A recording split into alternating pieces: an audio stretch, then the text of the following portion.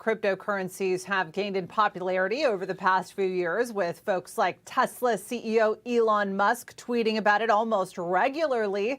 The most popular, though, is Bitcoin, which is worth $4,000 right now. That's just peanuts, of course, compared to the more than $65,000 that it was worth early last year. But it does seem to be a bit complicated, though. What exactly are these cryptocurrencies? And why are they so valuable? Let's ask the host of Wise Guys right here on Newsmax, our very own John Tabacco. John, it is great to speak with you again. Please, for our audience that just doesn't get it, and I'm including myself in this as well, please explain to us what cryptocurrency is. Well, look, in the United States, they look at it a lot of different ways, but they regulate it as a currency, so it's not a stock. And when I talk to people kind of even on Wise Guys, we try to put it in regular speak, it's a store of value. So if you want to put your money in the bank, by the time you get paid no interest and then pay tax on that interest, many people are storing money at home these days. Some banks are charging people just to keep their money in them. So you can store value in Bitcoin as an asset. In any free market economy, something is worth what someone else is willing to pay for it. So if you're storing your money there, and it's in an asset, there's a liquid marketplace, someone else wants to pay a little more, you can sell it to them and make a little profit. Now, many people say there's a lot of scams, there's a lot of hacking. The most frequently used currency for illegal activity is the US dollar. So as we have 20% more dollars in circulation these days, a buck is really worth about 80 cents right now. So at least people are educating themselves and they're moving towards adopting Bitcoin.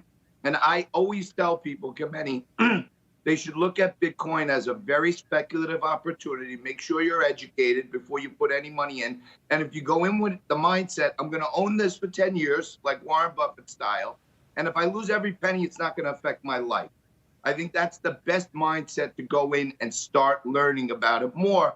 I've been involved since 2014, 15.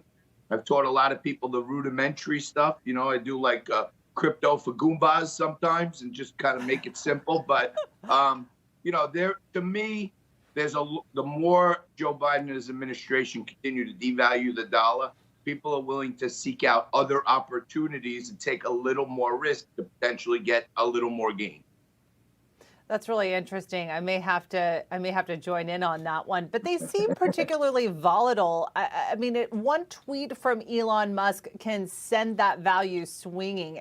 Do you think that this is really a solid investment? I know you mentioned that, you know, as the old saying goes, don't loan out what you can't afford to give back. Maybe don't invest what you can't afford to lose.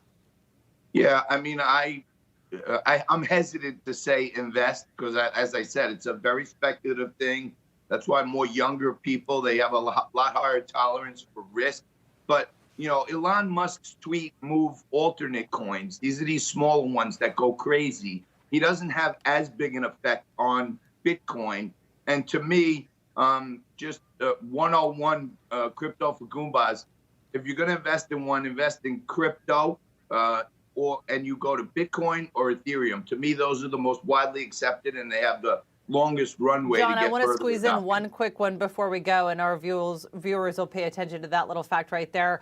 We've been talking about trade regulation from not just lawmakers in Congress, but also staff.